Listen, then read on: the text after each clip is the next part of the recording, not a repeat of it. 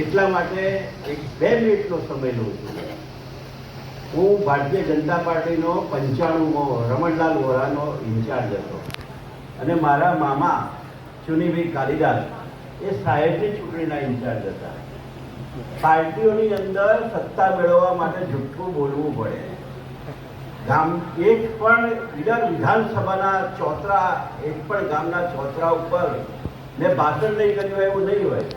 અને ત્યાં મેં એવું બોલ્યો, હું એવું બોલતો કે સાહેબનું 25 વર્ષનું જાહેર જીવન અહીંયા આગળ વિધાનસભા તરીકે તેઓ ઉપસ્થિત રહી અને કેટલાય હોદ્દાઓ, આરોગ્ય મંત્રી, શિક્ષણ મંત્રી, ઘણા કામો કર્યા છે અને ખૂબ મોટો ભ્રષ્ટાચાર કરી અને ગોવામાં હોટલ બનાવી છે એવું ખોટું બોલતો હતો. શું કરવા? પાર્ટીને સત્તા ઉપર લાવવા માટે. પણ અશોકભાઈ તો આજે પણ એવા ને એવા છે. સાહેબે રાજકારણમાં કશું ભેગું નથી કર્યું.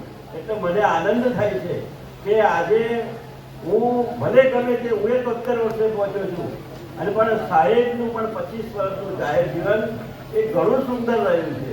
પણ સાથે સાથે દુઃખ પણ થાય કે જેમને લઈને હું ખભે લઈને ચાલ્યો હોય એનાથી 13.5 કરોડ રૂપિયાની શુભ સિટી આગળ જમીન ખરીદી છે અને હોટલ બનાવે વોરા સાહેબના દીકરાઓ, તો એમાં મને આમંત્રણ આપે તો આનંદ થશે.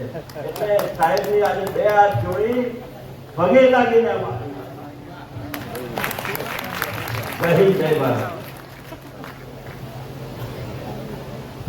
Very good.